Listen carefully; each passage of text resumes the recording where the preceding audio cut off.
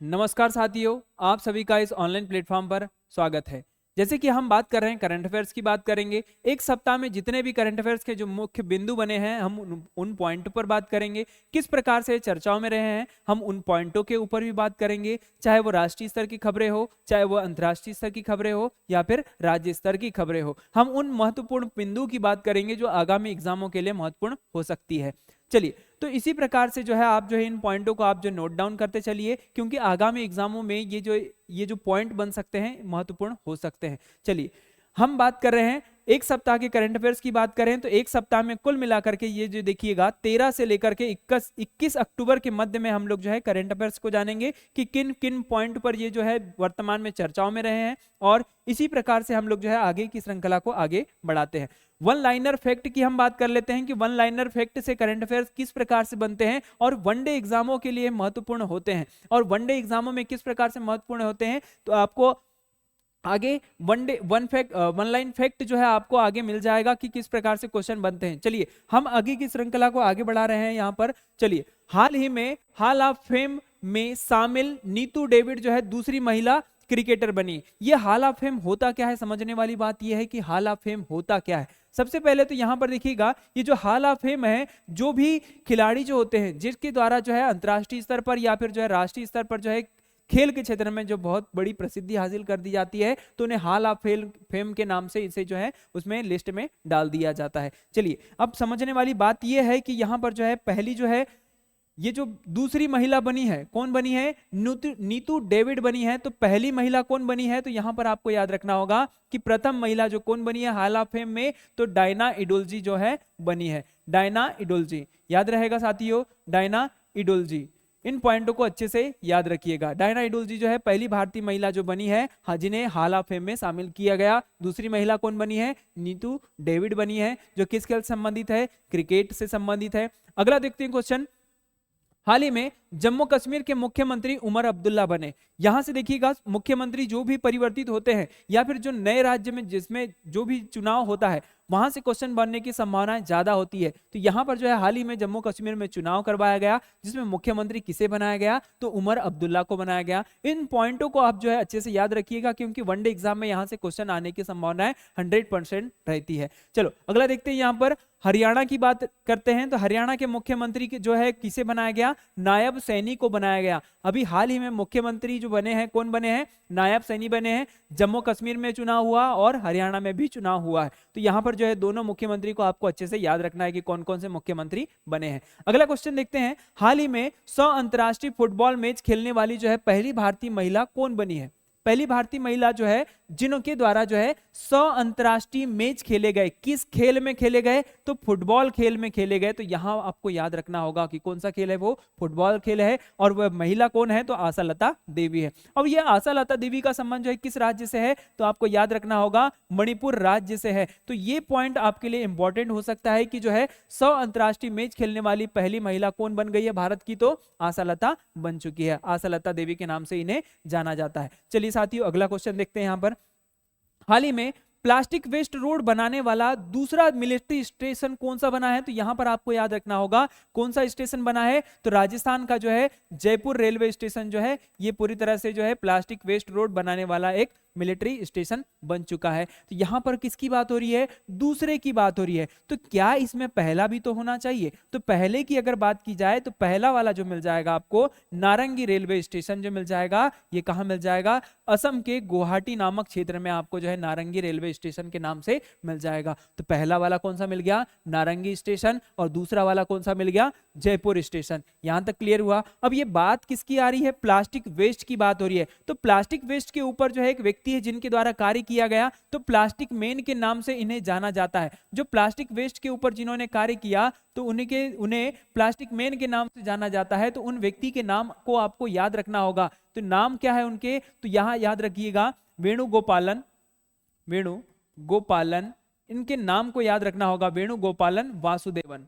इन पॉइंटों को अच्छे से याद रखना होगा। वेणुगोपालन वासुदेवन कौन है, भारत में प्लास्टिक मैन के नाम से जाना जाता है। जैसे बर्डमैन इंडिया किसे कहा जाता है, Birdman of India, tiger man of India, तो वैसे ही यहाँ पर जो है प्लास्टिक मैन ऑफ इंडिया किसे कहा जाता है, तो वेणुगोपालन वासुदेवन को कहा जाता है। इनका किस राज्य से संबंधित है, तो तमिलनाडु से संबंधित है। अगला क्वेश्चन देखते हैं, हाल ही में भारत ने किस देश के साथ जो है 3.5 अरब डॉलर के ड्रोन पर डील हस्ताक्षर किए हैं। अब किसकी बात हो रही है, ड्रोन डील पर हस्ताक्षर किस देश के साथ में हुई है, तो यहां आपको याद रखना होगा यूएसए के साथ में हुई है। और यूएसए के साथ में कुल मिलाकर के जो है 31 ड्रोन जो है मंगवाए जाएंगे। 31 ड्रोन में से 16 जो होंगे ये जो होंगे स्काई ड्रोन होंगे, एक स्काई ड्रोन होंगे, और साथ में जो 15 ड्रोन जो होंगे ये पूरी तरह से सी ड्रोन होंगे। मतलब जो समुद्र में जो नजर रखने का कार्य करेंगे वो 15 ड्रोन होंगे, और 16 जो होंगे आकाश में जो अंतरिक्ष में हमारे जो वातावरण में या फिर जो है आसपास जो बॉर्डर की जो लगी हुई है उन पर पूरी तरह से तैनात होंगे।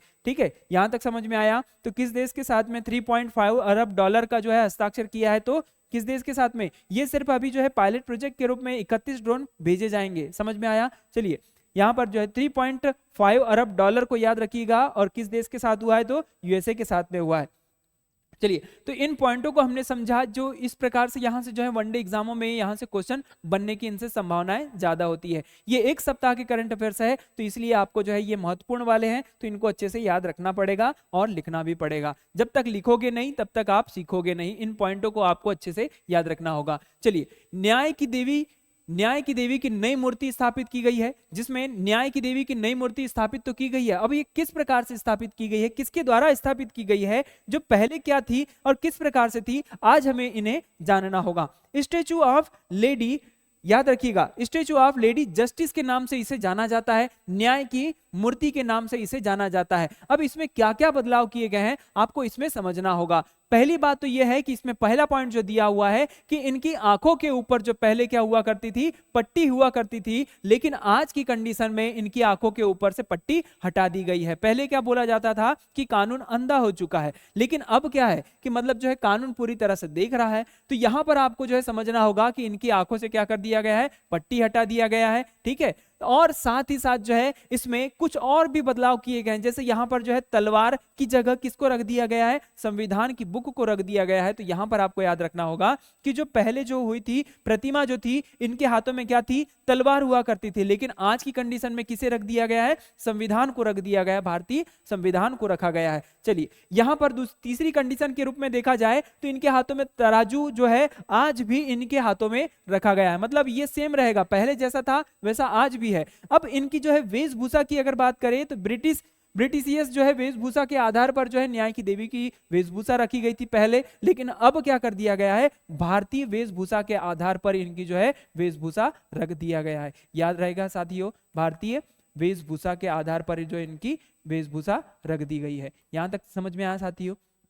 तो इसमें कुछ बदलाव हुए हैं, तो इनके बारे में आपको जो है याद रखना है। जस्टिस ऑफ लेडी मतलब जो है एक प्रकार से जो है इनका जो है पूरी तरह से मूर्ति का अनावरण किसके द्वारा किया गया, तो सीजीआई के द्वारा किया गया। सबसे पहली बार जो है इन मूर्तियों को जो है भारत की जो बड़ी लाइब्रेरी है उनमें रखा गया है। तो यहां पर आपको ये पॉइंट याद रखना है। चलिए अगला पॉइंट देखते हैं, चर्चाओं में है रतन टाटा। रतन टाटा जी की जो है हाल ही में जो है निधन हो चुका है। ये देश के लिए बहुत बड़ी क्षति का विषय है। और रतन टाटा जी ने अपने जीवन काल में बहुत अत्यधिक मात्रा में औद्योगिक क्षेत्र के लिए कार्य किया। औद्योगिक क्षेत्र के लिए एक प्रकार से आज की कंडीशन में ये बहुत बड़ी क्षति के रूप में जाने जाते हैं।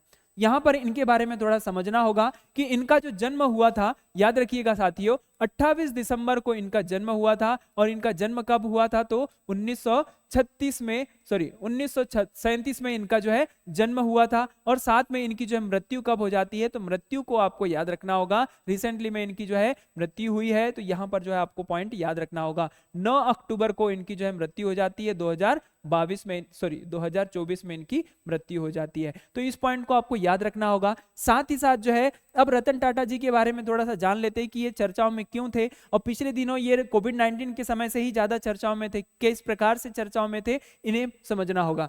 यहां पर याद रखिएगा 1991 से लेकर के 2012 तक ये टाटा सन्स और टाटा समूह के ग्रुप के जो है अध्यक्ष के रूप में ये जो है पद पर बने हुए थे। अब बात ये आती है कि इन्होंने औद्योगिक क्षेत्र को और ज्यादा बढ़ावा दिया, और बढ़ावा देने के साथ साथ में इन्हें सन 2000 में भारत का सबसे बड़ा तीसरा पुरस्कार जो दिया गया नागरिक क्षेत्र का, तो यहां पर आपको याद रखना है कौन सा पुरस्कार है भारत का तीसरा बड़ा नागरिक क्षेत्र का पुरस्कार, तो आपको याद रखना होगा कौन सा पुरस्कार है, पद्म भूषण पुरस्कार है। अगर यहां पर बात करें सन 2000 की हमने बात किया, सन 2000 में पद्म भूषण दिया गया। अब इसके बाद में सीधे चलिए 2008 में इन्हें भारत का दूसरा बड़ा नागरिक क्षेत्र का पुरस्कार जो दिया गया है, तो उसके बारे में आपको याद रखना होगा कौन सा पुरस्कार दिया गया, पद्म विभूषण पुरस्कार दिया गया। और ये कब दिया गया, तो 2008 में दिया गया। तो इन दोनों पॉइंट को अच्छे से याद रखना होगा। और साथ ही साथ जो है ये ज्यादा चर्चाओं में कब आए थे,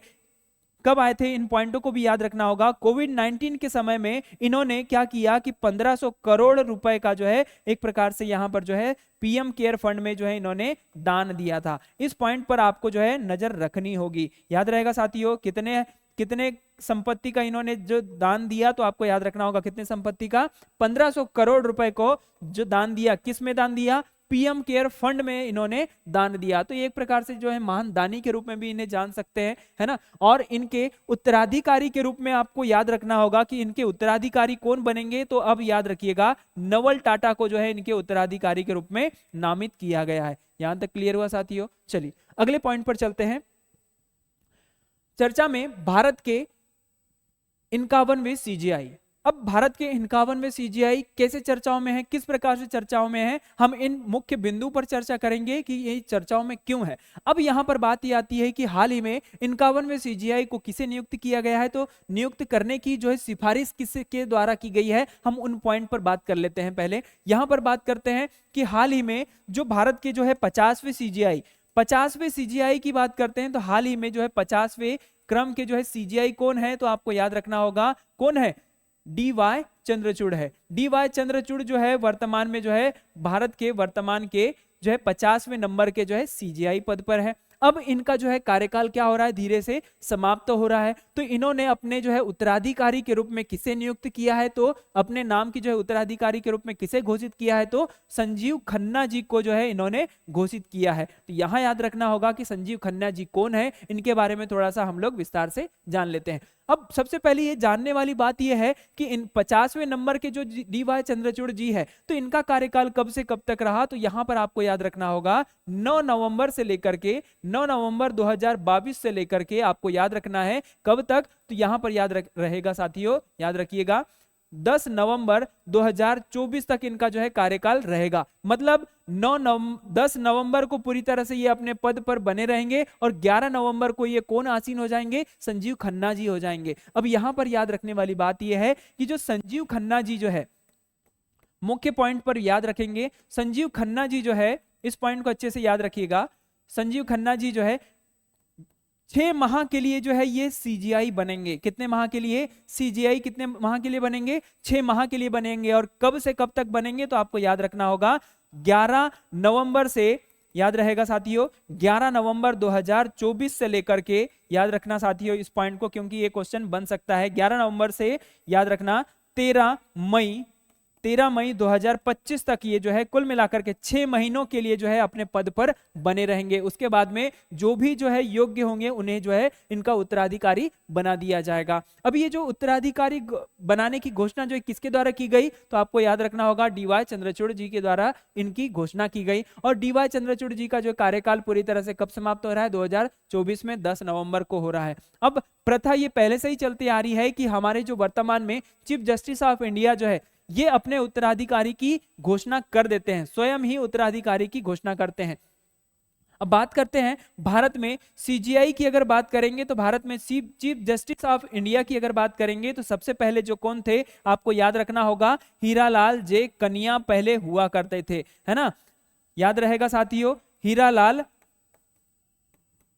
हीरालाल जे कनिया, ये भारत के पहले चीफ जस्टिस ऑफ इंडिया हुआ करते थे। तब से लेकर के आज वर्तमान तक जो है ये चीफ जस्टिस ऑफ इंडिया के जो है पद सृजित किए गए। और वर्तमान में 33+1 की आपको जो है कंडीशन याद रखनी होगी। 33 क्या है, इसमें न्यायाधीशों की संख्या है और एक क्या है, मुख्य न्यायाधीश है, जिसमें अगर मुख्य न्यायाधीश यहां से अगर चल बसे तो उनकी जगह कौन लेगा। यहां पर जो भी 33 में से जो भी एक प्रकार से जो है योग्य होगा या फिर योग्यता के आधार पर उसे मुख्य न्यायाधीश बना दिया जाएगा। यहां तक समझ में आया? हमारी न्यायपालिका का एक अंग है और हमारे देश की न्यायपालिका किस प्रकार से है? स्वतंत्र है। और न्यायपालिका के अंग किस प्रकार से होते हैं? तो आपको याद रखना होगा, एक सुप्रीम कोर्ट होता है, एक हाई कोर्ट होता है और एक डिस्ट्रिक्ट कोर्ट होता है। तो इस प्रकार से न्यायपालिका संचालित होती है। और चीफ जस्टिस ऑफ इंडिया जो है वर्तमान में आपको याद रखना होगा 50वें नंबर के कौन है? डीवाई चंद्रचूड़ जी है, जिनका कार्यकाल कब समाप्त हो जाएगा? 10 नवंबर को समाप्त हो जाएगा। याद रहेगा साथियों? अब बात कर लेते हैं थोड़े अन्य पॉइंट पर। देखिएगा, संजीव खन्ना जो होंगे देश के नए चीफ जस्टिस, तो इन पॉइंटों को अच्छे से याद रखना होगा। और ये जो चीफ जस्टिस जो बने हैं संजीव खन्ना जी, तो इनके बारे में थोड़ा सा जान लेते हैं। तो यहां पर याद रखिएगा 2005 से लेकर के 2019 तक ये जो है हाई कोर्ट के जज रहे हैं। किस प्रकार के जज रहे हैं? हाई कोर्ट के जज रहे हैं। अब बात ये आती है कि 2019 से लेकर के अब तक इन्होंने कौन सा कार्य किया? तो यहां पर याद रखिएगा 2019 से लेकर के ये जो है न्यायाधीशों के रूप में यहां पर जो आसीन हुआ करे थे। याद रहेगा साथियों, 2019 से लेकर के 2024 तक ये किसके रूप में न्यायाधीश के रूप में विद्यमान थे? किसके रूप में? न्यायाधीश के रूप में विद्यमान थे। जो 33 होते हैं उन्हीं में इनका जो है स्थान यहां पर शामिल था। याद रहेगा साथियों, इनके द्वारा कई अनेक कार्य में जो है एक प्रकार से जो है निर्णय लेने में जो है सुविधाएं उपलब्ध करवाई गई, निर्णय लेने में एक प्रकार से इन्होंने सहयोग दिया। तो आगे हम इन पॉइंटों को समझते हैं। देखिएगा, रेगुलेटिंग एक्ट की बात करते हैं। तो रेगुलेटिंग एक्ट जो है 1773 का रेगुलेटिंग एक्ट जो है, इसमें कलकत्ता सर्वोच्च न्यायालय की स्थापना की जाती है। किस प्रकार से की जाती है? देखिएगा, कलकत्ता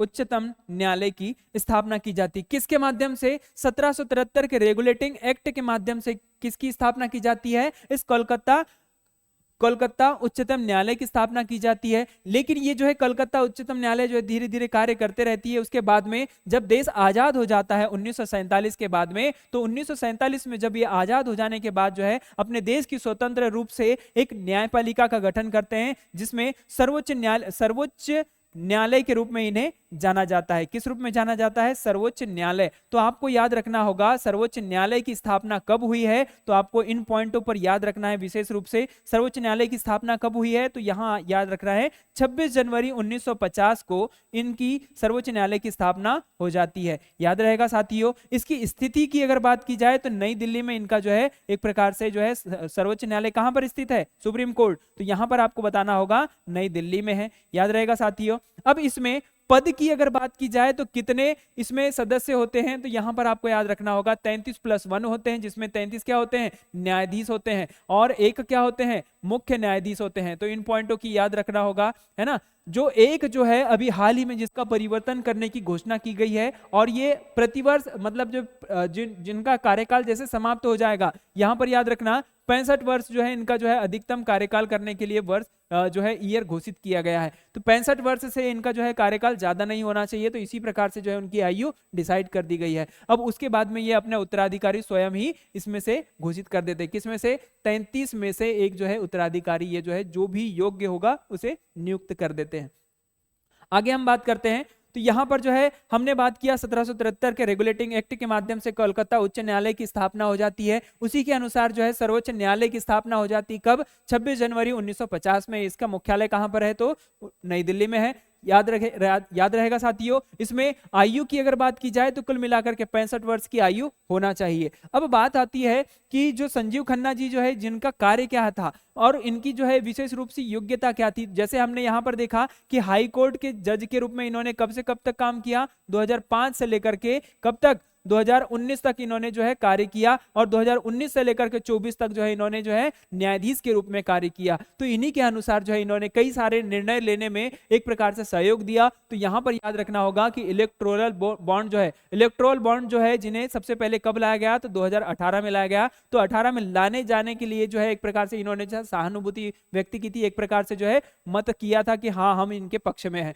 यहीं पर आर्टिकल 370 की अगर बात करेंगे तो आर्टिकल 370 को जो पूरी तरह से समाप्त करने के लिए इन्होंने जो है एक प्रकार से अनुशंसा की थी कि हाँ हम इनके भी पक्ष में हैं। तो यहां पर आपको याद रखना है कि 5 अगस्त 2019 को इस जो है 370 को हटाए जाने का प्रावधान किया गया था। यहाँ पर जो है वीवीपैट की बात कर रहे हैं तो वीवीपैट को जो है पूरी तरह से भारत में संचालित करने के लिए जो है इन्होंने भी अनुशंसा की थी कि हाँ इस प्रकार से वीवीपैट को भी भारत में लाए जाना चाहिए और इस प्रकार से इलेक्ट्रॉनिक वोटिंग मशीन के द्वारा जो है इसे जो है चुनाव करवाए जाने चाहिए, जिसमें एक प्रकार से जो है ये देखा जाता है कि इसमें जल्दी चुनाव प्रक्रिया को संचालित किया जाता है और इन सब चीजों के ऊपर जो है निर्वाचन आयोग जो है नजर रखता है। कौन रखता है? निर्वाचन आयोग नजर रखता है। ठीक है, निष्पक्ष एवं स्वतंत्र चुनाव कौन करवाता है? तो निर्वाचन आयोग करवाता है। आपको निर्वाचन आयोग के बारे में पता होना चाहिए कि संविधान के किस भाग में है, तो भाग 15 में वर्णित है और किस अनुच्छेद में वर्णित है, तो यहां याद रखिएगा 324 से लेकर के 329 के मध्य में निर्वाचन आयोग के बारे में आपको प्रावधान मिल जाएगा।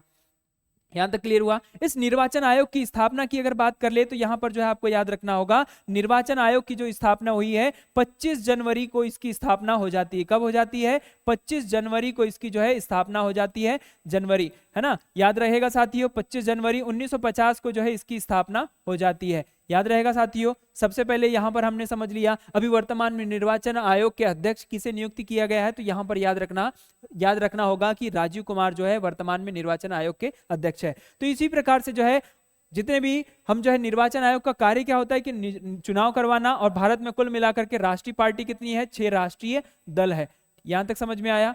6 राष्ट्रीय पार्टियां हैं। तो इस प्रकार से जो है इन्होंने कार्य किया, इस प्रकार से जो है इलेक्टोरल बॉन्ड पर भी हस्ताक्षर किए, है ना, और आर्टिकल 370 पर भी, और ये जो है वीवीपैट पर भी जो है इन्होंने अनुशंसा व्यक्त की थी। चलिए अगला देखते हैं, यहां पर टॉपिक की हम बात करते हैं। भारत का दुनिया का सबसे शक्तिशाली लेजर की हम बात करेंगे। किस प्रकार से विश्व का सबसे शक्तिशाली लेजर बनाया गया है? जैसे आप देख रहे हैं कि एक प्रकार से लेजर, आपने बचपन में कई सारे लेजर को जो चलाया ही होगा, किसी के चेहरे पर मारने के लिए उपयोग में लाया होगा, या फिर जो है एंटरटेनमेंट करने के लिए आपने लेजर का उपयोग किया गया होगा। तो आपके द्वारा जो है इस प्रकार के लेजरों को अब तक नहीं देखा गया होगा, तो इस प्रकार से अभी जो है वर्तमान में लेजर को बनाया गया है। अब इनके जो है बहुत अत्यधिक मात्रा में उपयोग किया जा सकता है। आगे हम देखेंगे कि इनका उपयोग कहां कहां किया जा सकता है। जैसे लेजर के माध्यम से कई सारे ऑपरेशन किए जाते हैं, कैंसर का इलाज किया जाता है, आंखों का इलाज किया जाता है, जो तुरंत ही 1 घंटे 15 मिनट में इलाज हो जाता है तुरंत ही। उसके बाद में अच्छा खासा व्यक्ति खेलने दौड़ने लग जाता है। तो यहाँ पर जो है लेजर जो है आज वर्तमान जीवन में बहुत उपयोगी हो चुकी है, और साथ ही साथ जो है आज जो विश्व का सबसे शक्तिशाली लेजर बनकर के तैयार हो रहा है। यहां पर समझने वाली बात होगी कि विश्व स्तर पर अनेक देशों के द्वारा जो है लेजर का उपयोग किया जा रहा है, और लेजर को जो है धीरे धीरे करके जो है बनाया जा रहा है। अब ये इस प्रकार से देखिएगा लेजर का उपयोग किया जा रहा है कि देखिए इस प्रकार से लेजर जो होती है, यहां पर देखिएगा हाल ही में दुनिया का सबसे शक्तिशाली लेजर रोमानिया की राजधानी, आपको याद रखना होगा कि वो देश कौन सा है जो बना करके तैयार कर रहा है? रोमानिया आपको कहां मिल जाएगा? तो ये जो आपको मिल जाएगा एक यूरोपियन कंट्री है। आपको याद रहेगा साथियों, यूरोपियन कंट्री है कौन सी? रोमानिया। और रोमानिया की राजधानी क्या है? बुखारेस्ट। रोमानिया की राजधानी क्या है? बुखारेस्ट के अनुसंधान केंद्र में बनाया गया। अब बात यह आ रही है कि दुनिया का सबसे शक्तिशाली लेजर कहां पर बनाया जा रहा है? तो रोमानिया में बनाया जा रहा है। रोमानिया में भी कहां पर? बुखारेस्ट नामक स्थान पर बनाया जा रहा है। जो बुखारेस्ट किसकी राजधानी है? रोमानिया की राजधानी है, जो यूरोपियन कंट्री है। चलो यहां देखते हैं, यह अनुसंधान केंद्र यूरोपीय संघ की एक्सट्रीम लाइट इंफ्रास्ट्रक्चर ECL परियोजना का एक क्या है? हिस्सा है। बात किसकी हो रही है? इस एक्सट्रीम लाइट इंफ्रास्ट्रक्चर, ये जो ECL परियोजना जो है किसका हिस्सा है? तो ये जो है किसकी तैयारी? यूरोपियन संघ की तैयारी के माध्यम से जो है यूरोपियन संघ की एक परियोजना है। आपको पता होना चाहिए कि यूरोपियन संघ क्यों ज्यादा महत्वपूर्ण है, यूरोपियन संघ जो है वर्तमान में क्यों ज्यादा चर्चाओं में है, क्योंकि जो है यूरोपियन कंट्रियों को पूरी तरह से एक प्रकार से क्या करता है? सुरक्षा प्रदान करता है, और EU के नाम से इसे जाना जाता है। इस EU की स्थापना की अगर बात करेंगे तो 1 नवंबर 1993 को इसकी स्थापना हो जाती है। इसमें कुल सदस्य देशों की संख्या की अगर बात की जाए तो इसमें कुल सदस्य देश कितने हैं साथियों? तो इसमें याद रखिएगा 27 सदस्य देश जो है इसमें वर्तमान में तैनात है। चलिए यहां पर देखना किसका हिस्सा है? ये एक्सट्रीम लाइट इंफ्रास्ट्रक्चर ECL का एक हिस्सा है। इस लेजर में चिरेप्ड पल्स, इस पॉइंट को याद रखिएगा, चिरेप्ड पल्स एम्प्लीफिकेशन का उपयोग किया गया है। अब ये है क्या, समझने वाली बात यह है, इसमें क्या किया गया है, चिरेप्ड पल्स एम्प्लीफिकेशन का उपयोग किया गया है। साथ ही इसका आविष्कार, किसका आविष्कार, इस चिरेप्ड पल्स एम्प्लीफिकेशन का आविष्कार जो है फ्रांस के जेरार्ड मोरो और कनाडा की डोना स्ट्रिकलैंड ने किया है। किसका आविष्कार किया है, इस चिरेप्ड पल्स एम्प्लीफिकेशन का जो है इसका इन्होंने आविष्कार किया है। तो ये कब किया है, तो यहां पर याद रखना, जेरार्ड मोरो के द्वारा और डोना स्ट्रिकलैंड के द्वारा जो है 2018 में इन्होंने जो है एक प्रकार से जो है इस जो है खोज के लिए जो है भौतिकी का नोबेल भी इन्हें प्रदान किया गया था। याद रहेगा साथियों। चलिए, तो इसी प्रकार से जो है इसी सिद्धांत पर जो है विश्व की सबसे शक्तिशाली लेजर को बनाया जा रहा है। कहां पर बनाया जा रहा है, रोमानिया में बनाया जा रहा है। अभी उसके नाम की घोषणा होना बाकी है, जैसे ही नाम की घोषणा होगी मैं वैसे ही आपको अपडेट दे दूंगा। चलिए अगला पॉइंट पर देखते हैं, यहां पर इसका संभावित अनुप्रयोग होगा क्या। जैसे यहां पर हमने बात किया लेजर की, तो लेजर का उपयोग हम किस प्रकार से कर सकते हैं, इन पॉइंटों को समझना होगा कि लेजर क्यों ज्यादा महत्वपूर्ण है। और लेजर को जो बनाया तो जा रहा है रोमानिया में, तो रोमानिया में बनाए जाने के लिए यहां पर जो रोमानिया में बना तो दिए हमने, लेकिन इसका उपयोग कैसे करेंगे, तो यहां पर समझना साथियों, परमाणु अपशिष्ट उपचार, जितने भी हम लोग जो है जैसे परमाणु बम फोड़ते हैं या फिर जो है परमाणु परीक्षण करते हैं, तो उनके एक प्रकार से जो है अवशेष रह जाते हैं। या फिर हम इसको दूसरे तथ्यों के रूप में जान सकते हैं कि जैसे जो परमाणु हथियार जो बनाए जाते हैं वो किसी न किसी देश के रूप में, देश के द्वारा बनाए जाते हैं। अब उन परमाणु हथियारों का एक जीवन काल भी तो होता होगा। जो वैश्विक स्तर पर जो है परमाणु हथियार जो निष्क्रिय हो जाते हैं उनको पूरी तरह से उपचार करने का कार्य कौन करेगा, ये लेजर करेगा। समझ में आया साथियों। अंतरिक्ष मलबा हटाने का कार्य इसका होगा। अंतरिक्ष में हमने देखा कि जो पृथ्वी के चारों ओर में आपको जो वातावरण जो दिखाई देगा, तो ये इस प्रकार से जो अंतरिक्ष में जो चारों ओर में जो अवशिष्ट जो घूम रहे हैं, ये हमारे द्वारा जो सैटेलाइट के द्वारा जो भेजे गए अवशेष है, वो हमारे अंतरिक्ष में पृथ्वी के चारों ओर मतलब जो है कक्षा में, बाहरी कक्षा में वो घूम रहे हैं। उनको पूरी तरह से क्या किया जाएगा, इसमें हटाया जाएगा। कि मतलब अंतरिक्ष मलबा को जो है हम घर बैठे या फिर जो है जमीनी स्तर पर या फिर पृथ्वी पर ही बैठे बैठे हम लोग जो है उन अंतरिक्ष मलबे को हटा सकते हैं। चलिए, और साथ में चिकित्सा प्रगति के क्षेत्र में ये भी विकास कार्य करेगा। जैसे चिकित्सा प्रगति की हम बात कर रहे हैं, तो चिकित्सा में प्रगति कैसे होगी, जैसे कैंसर जैसी बीमारियों का जो इलाज किया जाएगा, कैंसर जैसी बीमारियों का इलाज किस प्रकार से किया जाएगा, लेजरों के माध्यम से किया जाएगा। कुछ ऐसे लेजर भी आ चुके हैं जो बिना शरीर को काटे हम उनके शरीर के अंदर के जो घावों को हम पूर्ण कर सकते हैं, है ना। तो ये इस प्रकार से हम तीनों पॉइंट को हमको याद रखना होगा। कौन कौन से हैं, परमाणु अपशिष्ट उपचार, अंतरिक्ष मलबा हटाना और चिकित्सा में प्रगति करना। ये इन पॉइंटों का उपयोग जो है लेजर का उपयोग कर रहे हैं। अगले पॉइंट पर आते हैं।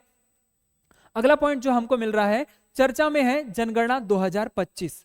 अब बात आती है कि हमारी जो जनगणना रिसेंटली में कब हुई। हमको पता होना चाहिए, सभी को पता होना चाहिए कि हमारी जो रिसेंटली में जो जनगणना हुई सन 2011 में हुई। 2011 के बाद में हमारी कोई जनगणना नहीं हुई है। तो हमें इस पॉइंट को समझना होगा कि हमारी जनगणना क्यों आवश्यक है और ये हमारे लिए जो है आगामी कौन कौन से पॉइंट जो है एग्जाम की दृष्टि से लेकर आया है। तो यहां पर समझने वाली बात यह है, चर्चा में है जनगणना 2025। हमारी जो जनगणना कब होगी, अब शुरुआत कब से हो जाएगी, 2025 से होगी। इस पॉइंट के बाद में आपको याद रखना होगा कि जो हमारी जो जनगणना होना कब था, 2011 के बाद में सीधे कब होना था, 2021 में होना था। लेकिन जो है कोविड-19 की वजह से जो है इसे जो है पूरी तरह से जनगणना को संचालित नहीं करवा पाया गया। और अभी वर्तमान में ये जो है जनगणना कब से संचालित की जाएगी, तो 2025 में। अब जो है जनगणना महापंजीयक के द्वारा जो है कुछ कंडीशंस रखी गई है। अब हम उन कंडीशनों को समझते हैं, उनसे पहले इस पॉइंट को देख लेते हैं।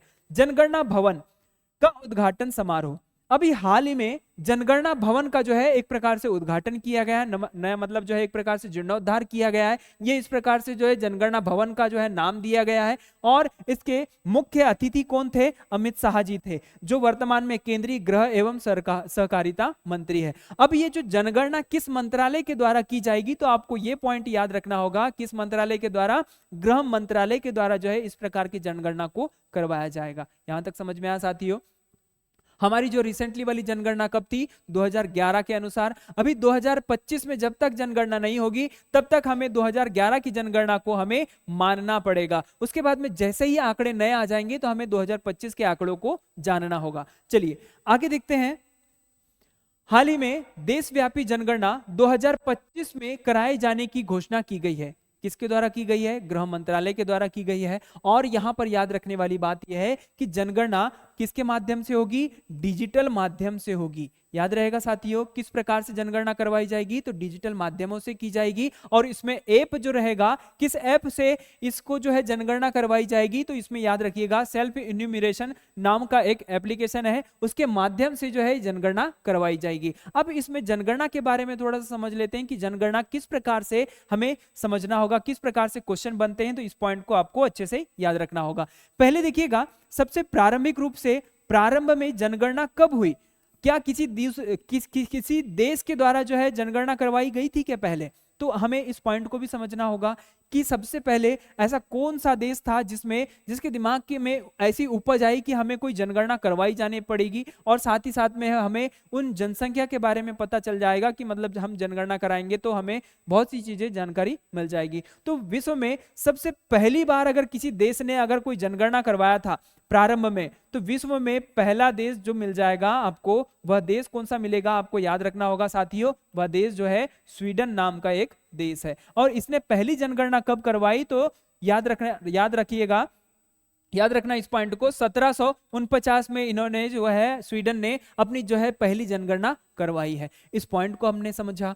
यहां पर याद रखना कि भारत में पहली जनगणना कब की गई। अब भारत की बात करते हैं तो भारत में सबसे पहली जो जनगणना की गई 1800, याद रहेगा साथियों, 1872 में। इस पॉइंट को अच्छे से याद रखिएगा। 1872 में लॉर्ड मेयो के शासन काल में जो है पहली जनगणना की गई थी। किसके शासन काल में? लॉर्ड मेयो के शासन काल में पहली जनगणना करवाई गई थी। और उसके बाद में आपको एक और पॉइंट याद रखना होगा कि भारत में जो नियमित जनगणना जो करवाई गई, कौन सी जनगणना? नियमित जनगणना जो करवाई गई, कब करवाई गई? तो हमको ये पॉइंट याद रखना होगा, कब करवाई गई? तो 1881 में करवाई गई। किसके शासन काल में? तो ये शासन काल आपसे कभी भी कोई भी एग्जाम में पूछ सकता है। तो किसके शासन काल में आपको याद रखना है? लॉर्ड रिपन के शासन काल में जो है ये जो है नियमित जनगणना करवाई गई थी। हमने इन पॉइंटों को समझ लिया। पहली जो है जनगणना किसके द्वारा की गई? स्वीडन के द्वारा की गई। सबसे पहली भारत में कब की गई? तो 1872 में की गई, लॉर्ड मेयो के शासन काल में। और नियमित जनगणना जो चल रही है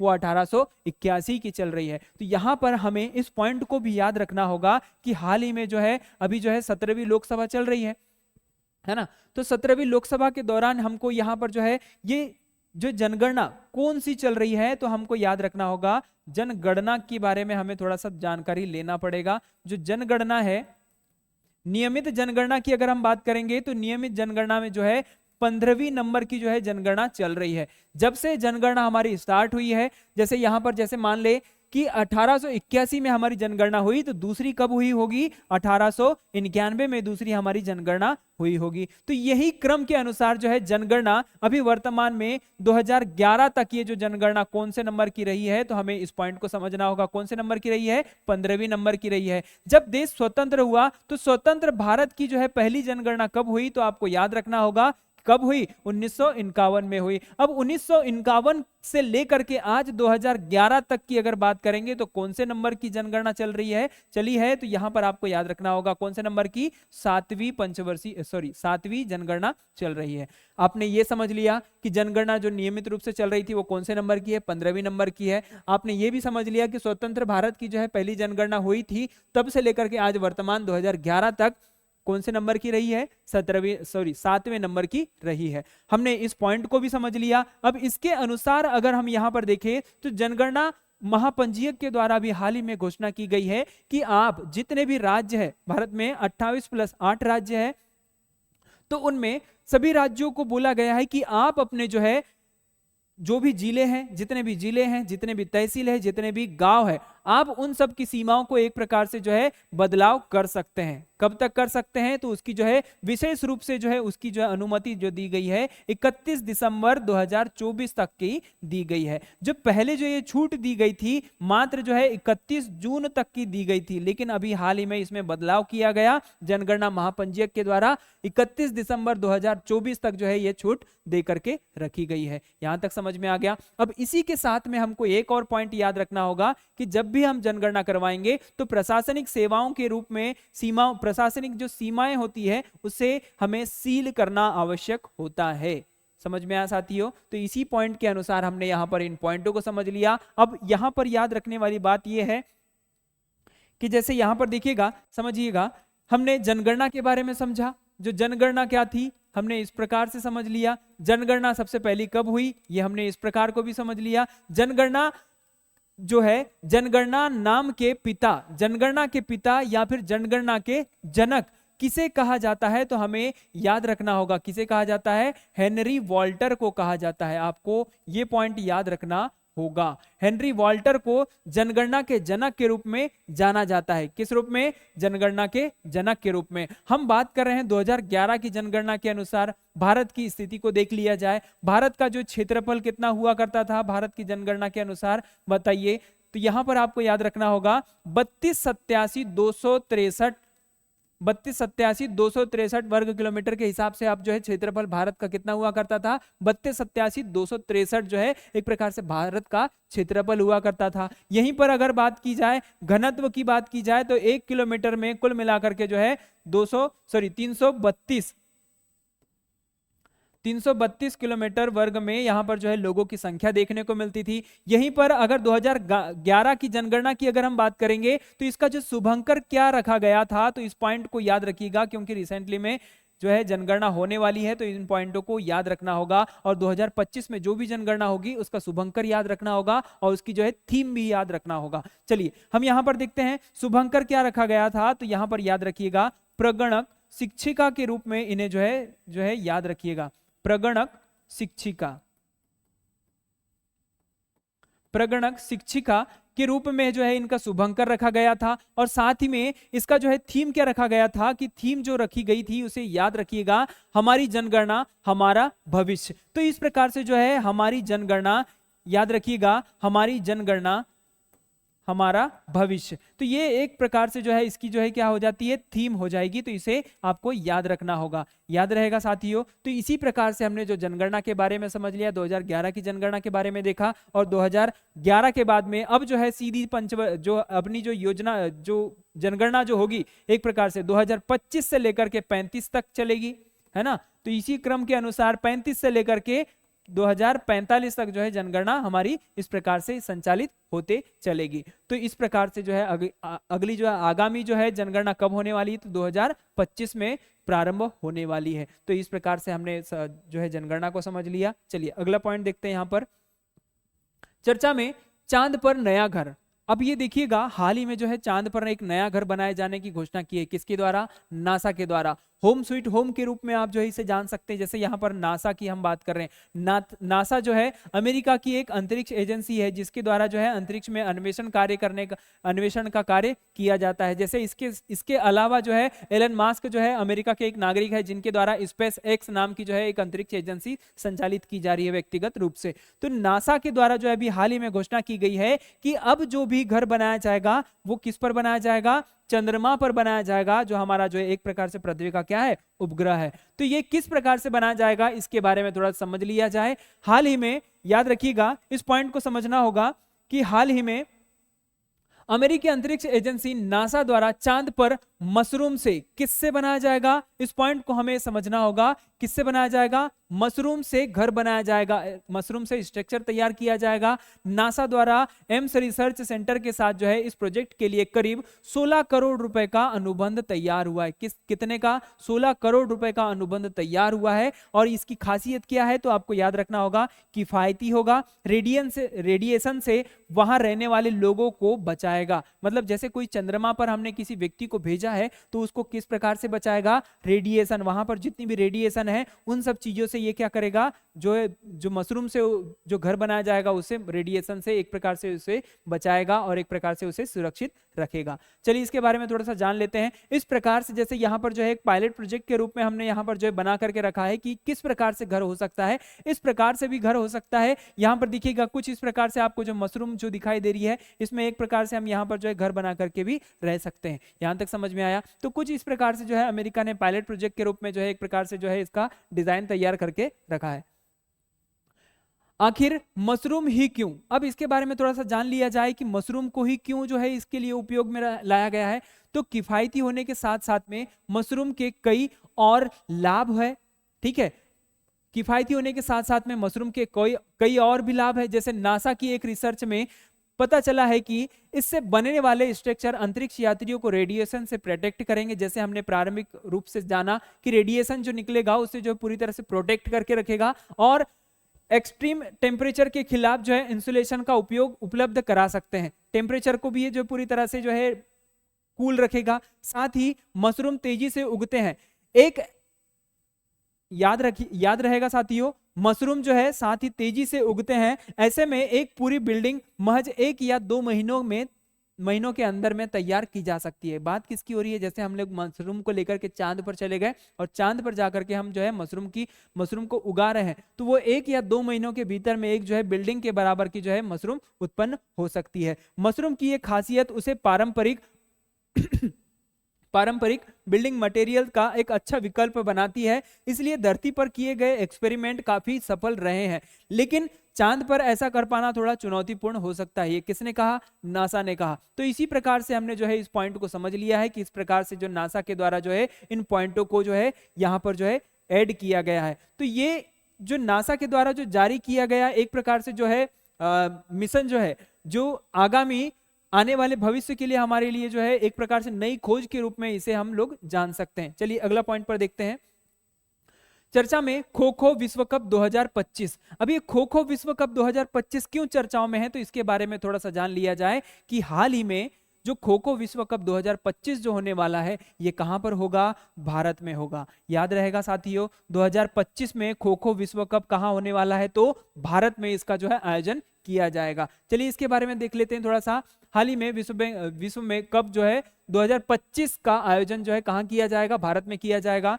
इस खेल का उद्देश्य याद रखिएगा, खेल में समृद्ध संस्कृति, विरासत और इस प्रतिस्पर्धा कोई भावना को जागृत करना। प्रतिस्पर्धा की भावना जो है, जैसे और भी अन्य खेल है, लेकिन इसका मुख्य उद्देश्य जो है कि 2032 का जो ओलंपिक होने वाला है कहां पर होने वाला है इसके बारे में हमने परिचर्चा कर ली है। तो 2032 का जो ओलंपिक होने वाला है उसमें इस खो खो खेल को जो है शामिल करने की योजना बन रही है। वर्तमान में खो खो खेलने वाले देशों की संख्या की अगर बात की जाए तो 54 देशों में इस प्रकार से 54 देशों में खो खो खेल को खेला जाता है। ये पॉइंट याद रहेगा साथियों, कितने देशों में खेला जाता है? 54 देश में खेला जाता है। और इसी के साथ आपको याद रखना है कि जो 2025 का जो ओलंपिक होने वाला है, खो खो ओलंपिक, उसमें शामिल होने वाली टीमों की अगर बात की जाए तो कुल मिलाकर के 24 टीम शामिल होगी। और ये जो होगा ये पूरी तरह से महिला और पुरुष वर्ग दोनों इसमें जो है सम्मिलित होकर के इस विश्व कप को आयोजित किया जाएगा। याद रहेगा साथियों, महिला एवं पुरुष वर्ग जो है दोनों इसमें पार्टिसिपेट करेंगे। महिला वर्ग का अलग जो है एक प्रकार से प्रतियोगिता होगी और पुरुष वर्ग की अलग प्रतियोगिता होगी। तो ये यहाँ पर याद रखना। और 54 देशों के द्वारा जो है इस खो खो खेल को खेला जाता है। और जो है इस खेल का जो है जनक देश किसे कहा जाता है? तो इस खो खो खेल का जनक देश किसे कहा जाता है? तो आपको याद रखना होगा जनक देश कौन सा है? भारत देश जो है इस खो खो खेल का जनक देश है। याद रहेगा साथियों। तो हाल ही में जो है अभी खो खो खेल को जो है पूरी तरह से जो है 2032 के ओलंपिक में शामिल किए जाने की योजना चल रही है। और 2032 का जो ओलंपिक होने वाला है ये कहाँ होने वाला है? तो आपको याद रखना होगा ब्रिस्बेन में इसका जो है आयोजन किया जाएगा। और ब्रिस्बेन कहां पर है? तो AUS ऑस्ट्रेलिया में आपको मिल जाएगा। इससे पहले अगर देखा जाए तो 2028 का ओलंपिक कहां होने वाला है? तो लॉस एंजल्स जो है कहां पर है? ये USA में आयोजित किया जाएगा। याद रहेगा साथियों, USA में आपका जो है ओलंपिक आयोजन किया जाएगा 2028 का। इसी प्रकार हम आगे चलते हैं तो यहां पर थोड़ा सा जान लेते हैं। तो ये खो खो ओलंपिक के बारे में हमने समझा। तो ये खो खो महासंघ जो है भारत में संचालित है। खो खो याद रखिएगा, खो खो महासंघ। ये खो खो महासंघ की अगर बात की जाए तो खो खो महासंघ जो है कुल मिलाकर के जो है ये खो खो प्रतियोगिता को संचालित करता है अपने राष्ट्रीय स्तर पर या फिर राज्य स्तर पर। तो यहाँ याद रखना इसकी स्थापना कब की गई? तो 1956 में की गई, क्योंकि खो खो खेल का जो है जन्मदाता देश कौन सा है? भारत देश ही है। ठीक है, यहाँ पर याद रहेगा। इसका मुख्यालय की अगर बात की जाए तो नई दिल्ली में इसका मुख्यालय मिल जाएगा। और वर्तमान में इसके प्रमुख की अगर बात की जाए तो सुधांशु मित्तल जो है इनके जो है वर्तमान में प्रमुख है। कौन है? सुधांशु मित्तल जो है वर्तमान में प्रमुख है। चलो यहां पर याद रहेगा साथियों। इस प्रकार से एडिशनल फैक्ट को आपको याद रखना होगा। और यहां पर बात आ रही है कि चर्चा में अगला पॉइंट जो है ये, इस पॉइंट को याद रखना होगा, चर्चा में है महिला आयोग के अध्यक्ष।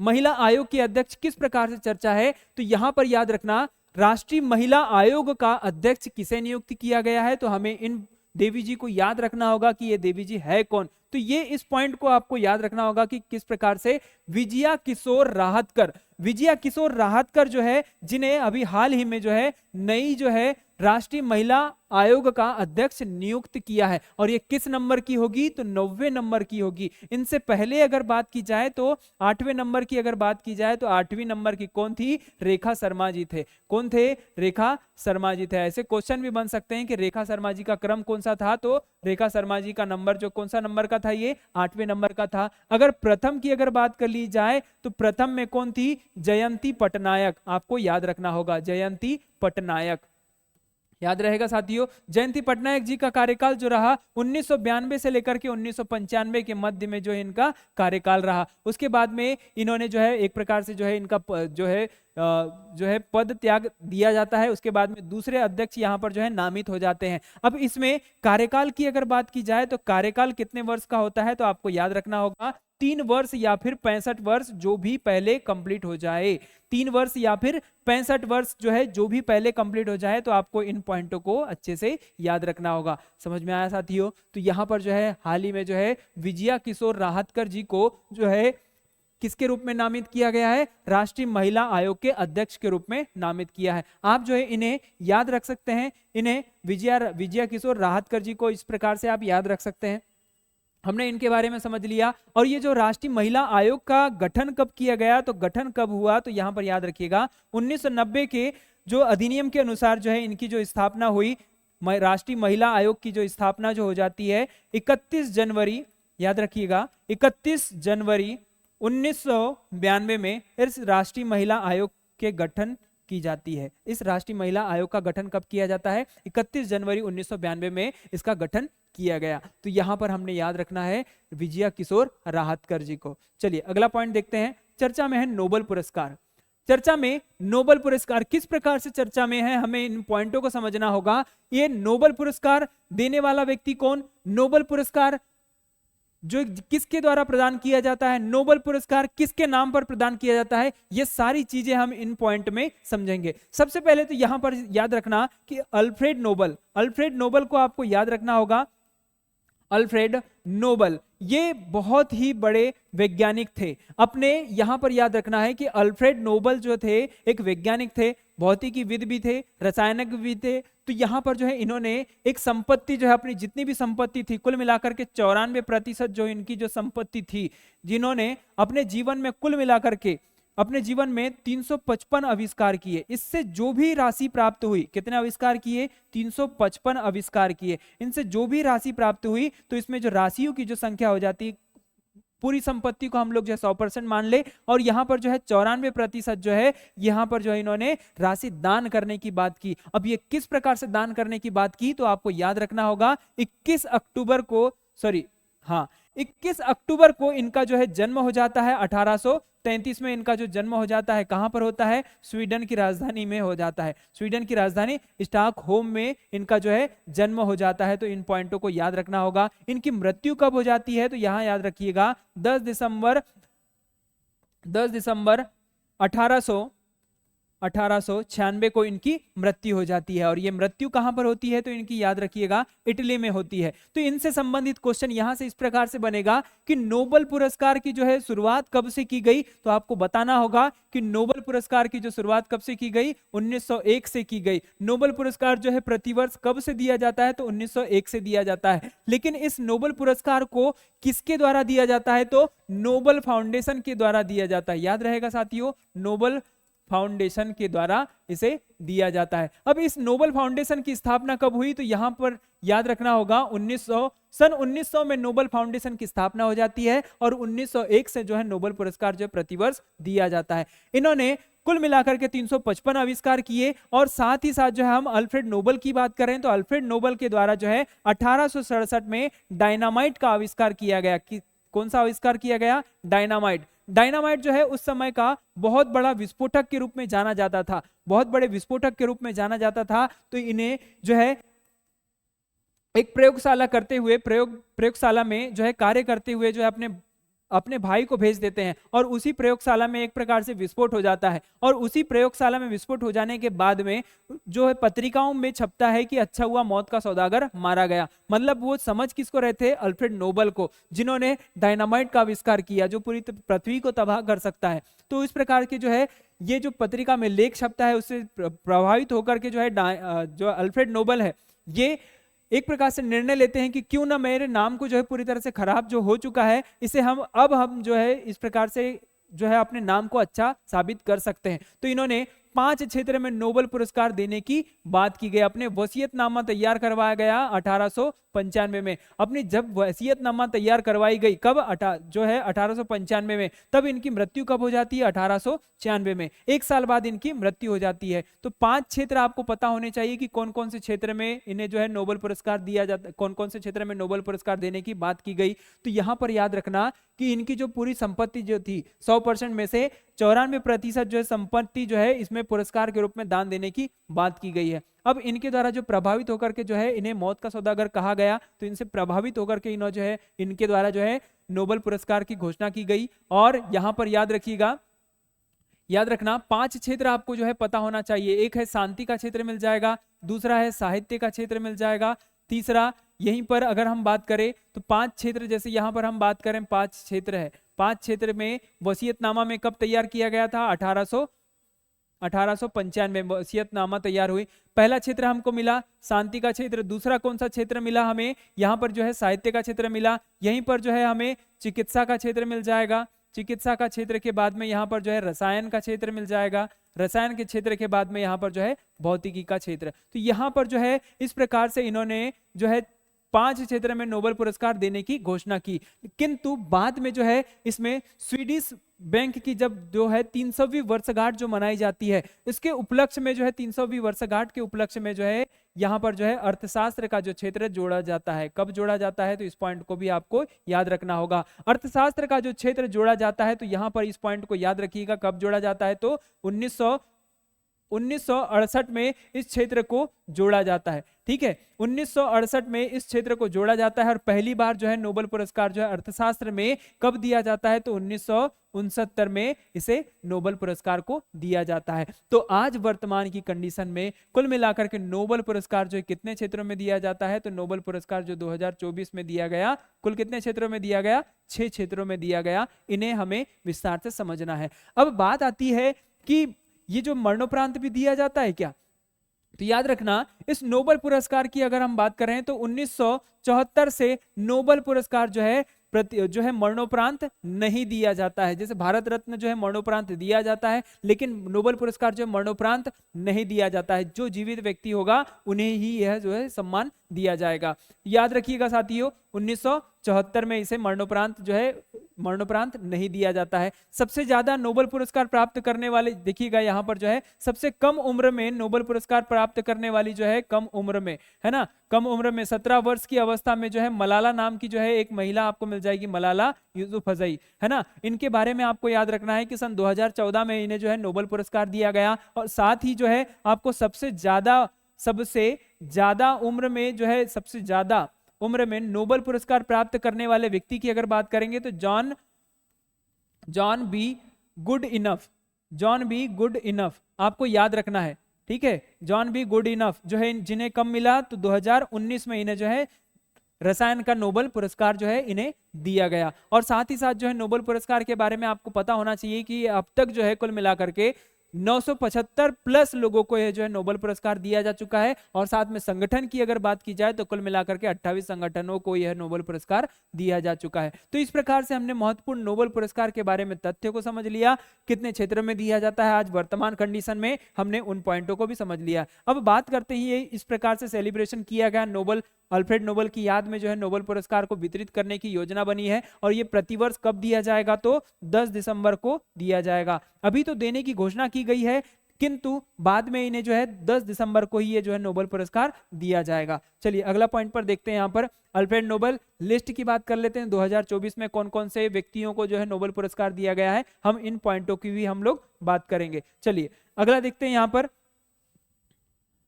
कुछ इस प्रकार से अल्फ्रेड नोबल जो है पुरस्कार जो दिया गया, सॉरी, नोबेल पुरस्कार जो दिया गया है 2024 में, शांति का नोबेल, शांति का नोबेल जो है किसे दिया गया है, तो आपको याद रखना है जापान के संगठन निहोन हिंदान्योक्यो को मिला शांति के नोबेल पुरस्कार। ठीक है, दूसरे विश्व युद्ध के दौरान जो है हिरोशिमा और नागासाकी पर बम गिराए जाने पर एटम बम हमले से बचे जापान के लोगों को संगठन निहोन हिंदान्योक्यो को साल 2024 के लिए शांति का नोबेल पुरस्कार दिया जाएगा। अब ये एक प्रकार से जैसे वैश्विक स्तर पर जो है नोबेल पुरस्कार, जो वैश्विक स्तर पर जो है एक प्रकार से युद्ध की स्थिति बनी हुई है, जैसे जापान पर आक्रमण किसने किया था, अमेरिका ने आक्रमण कर दिया था।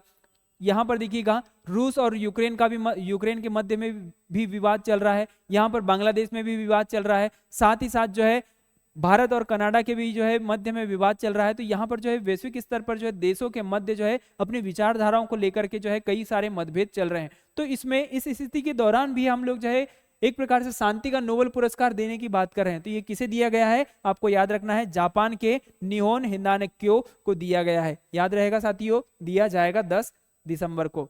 अगला देखते हैं यहाँ पर चिकित्सा का नोबेल। चिकित्सा का नोबेल जो है यहाँ पर याद रखना 2024 का फिजियोलॉजी या फिर मेडिसिन का नोबेल के नाम से भी जाना जाता है। 7 अक्टूबर 2024 को इनके नाम की घोषणा की गई और इनके नाम आपको याद रखना है विक्टर एम्ब्रोस और गैरी रूकुन को दिया गया। याद रहेगा साथियों, विक्टर एम्ब्रोज और गैरी रूकुन को ये जो है दिए जाने की घोषणा की गई है। और क्यों दिए जाने की घोषणा की गई है, तो क्योंकि इनके द्वारा जो है माइक्रो आरएनए पर खोज के पोस्ट ट्रांसक्रिप्शनल के लिए जीन विनिमय के लिए महत्वपूर्ण भूमिका के लिए जो पुरस्कार दिया जाएगा। ठीक है, अगला देखते हैं यहाँ पर 2024 में साहित्य का नोबेल किसे दिया जाएगा। 2024 में साहित्य का नोबेल जो पुरस्कार जो दिया जाएगा दक्षिण कोरियाई लेखिका, याद रहेगा साथियों, हान कांग को दिया गया है। याद रहेगा साथियों, देखिएगा हम बात किसकी कर रहे हैं, साहित्य के क्षेत्र में। साहित्य के क्षेत्र का नोबेल पुरस्कार जो है किसे दिया गया है, तो याद रखना हान कांग नाम की एक महिला को दिया गया है। और ये है कहाँ की, तो आपको याद रखना होगा दक्षिण कोरिया की है। अब यहाँ याद रखना कि उनके गहन काव्य गद्य के लिए दिया गया है। गहन अध्ययन किया है, किस पर किया है, काव्य गद्य पर इन्होंने जो है अध्ययन किया है, जो ऐतिहासिक आघातों को सामना करता है और साथ में मानव जीवन की जो है नाजुकता को उजागर करता है। इस प्रकार से जो नोबेल पुरस्कार की जो है यहाँ पर जो है घोषणा की गई है। अगला देखते हैं रसायन का नोबेल। रसायन के नोबेल पुरस्कार प्राप्त करने वाले जो है नाम के आधार पर इन व्यक्तियों की आप जो है तस्वीर देख सकते हैं, जैसे डेविड बेकर, यही है डेविड बेकर, है ना, डेमिस हसाबिस, आपको ये मिल जाएंगे, साथ में जॉन जंपर। आपको ये इस प्रकार से तीनों व्यक्तियों के बारे में आपको पता होना चाहिए। ये किस लिए दिया गया, तो प्रोटीन विज्ञान में उनके अभूतपूर्व योगदान के लिए जो है रसायन विज्ञान के क्षेत्र का नोबेल पुरस्कार इन्हें प्रदान किया गया। चलिए अगला देखते हैं यहाँ पर भौतिकी का नोबेल। अब भौतिकी का नोबेल जो है एक प्रकार से इन्हें प्रदान किया गया है, तो इन्हें क्यों प्रदान किया गया था इसे भी हम लोग समझ लेते हैं। जॉन जे हाफफील्ड और जेफरी ई हिंटन, हाफफील्ड और हिंटन दो व्यक्ति हैं जिनको जो है कृत्रिम तंत्रिका तंत्र नेटवर्क के साथ मशीन लर्निंग के को सक्षम करने वाली मूलभूत खोजों के आविष्कारों के लिए दिया गया है। अब ये इस प्रकार से जो नोबेल पुरस्कार जो है इन्हें दिया गया है, तो आपको ये इन दोनों को याद रखना होगा। हाफफील्ड और हिंटन दो ऐसे व्यक्ति हैं जिन्हें नोबेल पुरस्कार जो है भौतिकी का नोबेल दिया गया है। अगले पुरस्कार की बात करते हैं अर्थशास्त्र का नोबेल।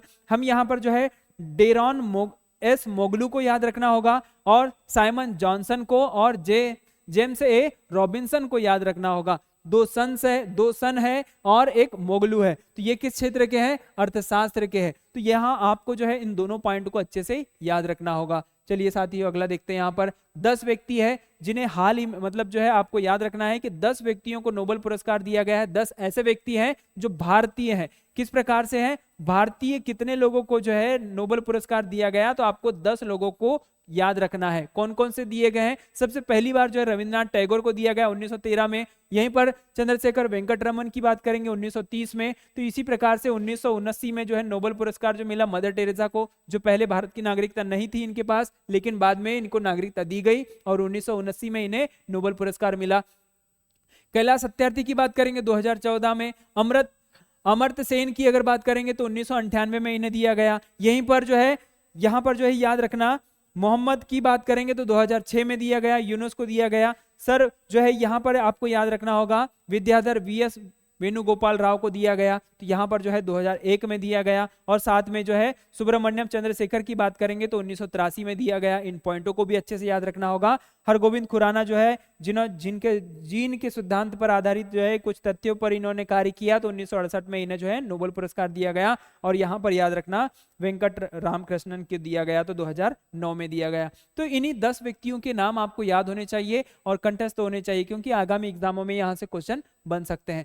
अब यहाँ पर जो है हम अगली श्रृंखला को शुरू करते हैं कि किस प्रकार से जो है एमसीक्यूज बनते हैं करंट अफेयर्स में। हम उन पॉइंटों पर भी हम वन लाइनर के रूप में बात करेंगे। चलिए, हाल ही में किस राज्य सरकार ने संस्कृत को अनिवार्य विषय के रूप में घोषित करने की तैयारी कर रहा है? अब बात किसकी हो रही है? संस्कृत भाषा की। संस्कृत भाषा जो है उत्तराखंड की द्वितीय राजभाषा है, आपको ये पॉइंट याद रखना होगा।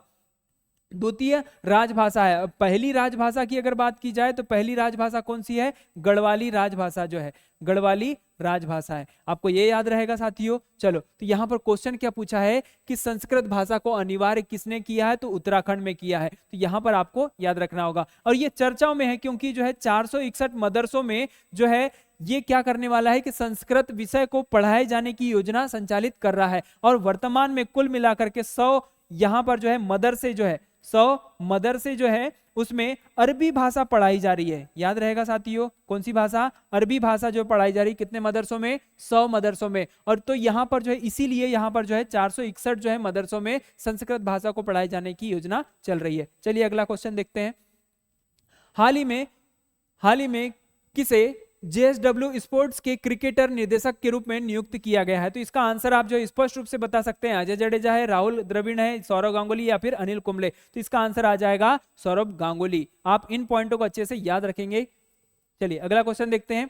भारतीय नौसेना का पहला स्वदेशी बहुउद्देशीय जहाज समर्थक किस कंपनी ने बनाया था? आपको ये पॉइंट अच्छे से याद रखना है, क्योंकि ये यहाँ पर जो कंपनी जो है, क्या कोचिन शिपयार्ड है, क्या मझगांव डकयार्ड शिपयार्ड्स है, या फिर हिंदुस्तान शिपयार्ड्स है, या फिर एल&टी शिपयार्ड्स है? तो आपको ये याद रखना होगा एल&टी। लार्सन एंड ट्यूब्रो के नाम से भी इसे जाना जाता है, जिसे लार्सन एंड ट्यूब्रो के द्वारा जो है सरदार वल्लभ भाई पटेल की जो है मूर्ति का स्थापना किया गया है 3000 करोड़ रुपए की लागत से, है ना, जो विश्व की सबसे ऊंची मूर्ति के रूप में इसे जाना जाता है। चलिए, तो इसका आंसर क्या आ जाएगा? L&T shipyard.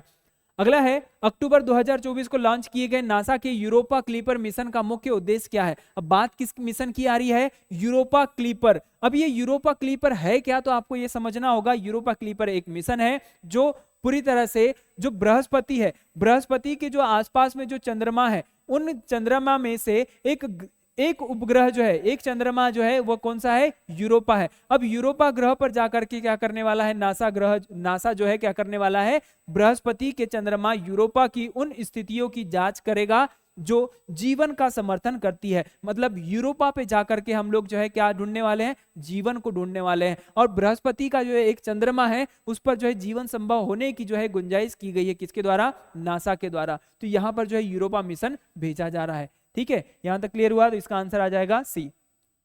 अगला देखते हैं। 2025-26 में विपणन सत्र के लिए किस रबी फसल को एमएसपी में सबसे अधिक वृद्धि मिली है? एमएसपी की बात हो रही है, मिनिमम सपोर्ट प्राइस की बात हो रही है। तो क्या गेहूं है, क्या मसूर है, या फिर रेपसीड है, या फिर सरसों या चना? तो आपको याद रखना होगा कि कौन सा याद रखना होगा? रेपसीड और सरसों पर जो है एक प्रकार से जो है एमएसपी में अधिक वृद्धि की गई है, जिसमें लगभग 300 रुपए की वृद्धि की गई है। याद रहेगा साथियों, 300 रुपए प्रति क्विंटल के हिसाब से जो है वृद्धि की गई है। तो इसी प्रकार से हमने जो है महत्वपूर्ण करंट अफेयर्स को जान लिया। एक सप्ताह में किस प्रकार से करंट अफेयर्स बनते हैं, एग्जामों की दृष्टि से जो भी इंपॉर्टेंट हो सकते हैं, हम उन महत्वपूर्ण तथ्यों पर हमने बात किया। विद साथ में जो है उसके डिटेल को भी समझा कि ये किस प्रकार से चर्चाओं में आए हैं और किस प्रकार से यहाँ से क्वेश्चन बनने की संभावनाएं हो सकती है। चलिए, इसी प्रकार से हमने जो है करंट अफेयर की श्रृंखला को आगे बढ़ाते चलेंगे। सप्ताह भर के करंट आपको मिलते चलेंगे। और जो हमारा जो कंटेंट आपको अच्छा लगा है तो इसे लाइक, शेयर और सब्सक्राइब जरूर कीजिएगा।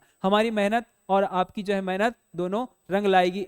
ठीक है, तो इसी प्रकार से जो है हमारी जो है इसकी जो पीडीएफ जो आपको मिल जाएंगे टेलीग्राम चैनल पर भी मिल जाएंगे। तो इसी के साथ आप जो है हमारे चैनल पर बने रहिए और हमारे जो है एक प्रकार से कमेंट बॉक्स में आंसर भी कीजिए अगर कोई चीजें आपको अच्छी लगी हो या फिर जो है कुछ चीजें आपको जो है मिस लगी हो। तो इस प्रकार से हमारी जो है करंट अफेयर की श्रृंखला आगे चलते रहेगी। आप तब तक के लिए बने रहिए। नमस्कार।